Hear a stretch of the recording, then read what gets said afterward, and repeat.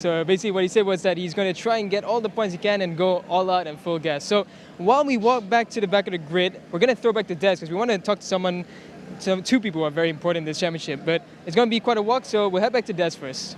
Thanks very much, Daniel. You make a sprint down to the back of the place, and I suspect he's heading down to YAMAHA into Izzat Zaidi, the two championship leaders. And you were covering qualification, Barry. What went wrong for YAMAHA? Because he is normally so consistent. He's had 4 podiums out of 5 races, plus a DNF, it must be said, in Sugos. What's gone wrong? We haven't been able to get to the bottom of it. I've been looking around for him. I haven't found him in the paddock or pit lane. So it's a good job Daniel's going to do that now. But he didn't show up in the dry free practice and didn't make the cut for qualification. Izzat was fast in free practice, but didn't make it in qualification. And we're back with Daniel now. So we're down here in the grid at P18 of all places for YAMAHA. So Wahyu, you were P14 in the combined practice results, and you qualified currently 18th. So currently the championship leader with Izzat. You guys are same on points. It's been a tough weekend. So can you give us a bit of what has not gone right and what we can expect from you in this race? Strategy is with my teammate, and then because this race is a hard race for me, because I have money trouble in FP2 and qualifying. I hope in race I can be the best. Yeah. All right. Thank you so much, Wahyu. Good luck for the race. And coming down just 2 places below him is Izzat Zaidi, our championship leader.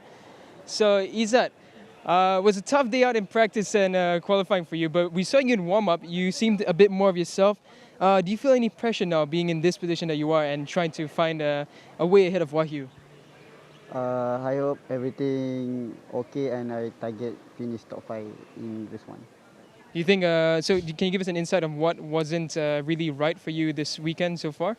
This weekend I very struggle practice 1, practice 2, and after morning my bike good, and I hope good and finish race. Thank you so much, Izzat. We wish you luck for the race coming up ahead, and we'll go back to Des and Barry in the commentary box.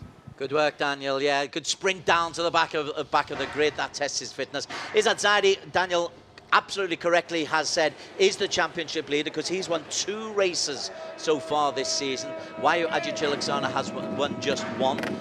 90 points each, so they're level on points, but on the count back of wins, Izzat Zaidi is leading the way. He didn't give a lot away there, but he did sound a little bit more confident that his performance this morning suggests he could well get up towards the top end of the table. Yeah, he was second. I think he was second fastest this morning in warm-up. I was watching for that after the poor qualifying, obviously. So I think he'll be all right. The one I'm not convinced about is YAMAHA. Sorry to say it, but he's talking a good game. Let's hope he comes through, because what we want is a good championship battle. In a strictly neutral way, of course, Mr. Ross. Yes, absolutely. Peter Kreshner is the man on pole, former champion.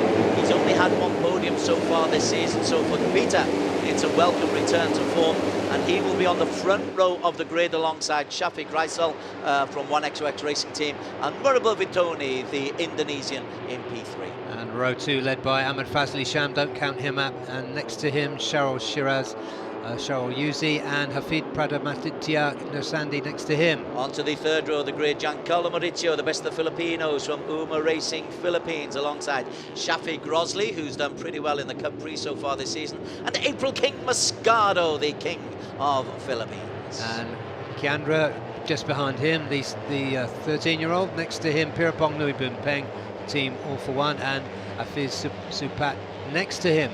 Bike 521 team, 1 for all. Uyezo on P13 alongside Ahmad Afi Farman, who I'm expecting great things from for the Cardinals Racing Team. Nazrul Izzat in P15. And in 16, Ayman Tyrudin. We could see more from him, and we should from the next 2 men alongside him, Hafisa Rofa and YAMAHA Trilaksana. Fisarofa, one of the winners at Sepang last time out. John Emerson Ngito in 19. Izzat Zaidi, championship leader in P20. And alongside him, Jordan Badaru, had a good start to the season, has fallen away. And Nguyen Duc Tan on the last road, together with Dimas Juli at Mocha and Nguyen Antoine next to him. Dimas Juli had fastest lap in both races last time out at Sepang. He did. He had P4 on both occasions, did Dimas Juli, and something has gone a little bit awry. He found a little bit of form for a P6 last time out, as the UMA Racing colours, easy to pick out, are there for us to see. That's the UMA Racing Philippines teams. Always keen, always smiling, and we'll be looking for April King Moscato to improve on his P4 in the championship standings. The top two, Wayu Aji, bike 16, Izzat Zaidi will be starting a long way down. But Ahmad Afif Amran in shot there, bike number 50. He will be hoping that he, alongside April King and Nazrul Izzat, etc., will have a chance to close the gap at the top going into the final round of the season in Buriram. Exactly, and we barely talked about Fazli Sham. Got to talk about Fazli. Ahmad Fazli Sham, although bizarrely, he's a long way down in the overall championship standings. Missed the first round, of course, in Buriram through quarantine.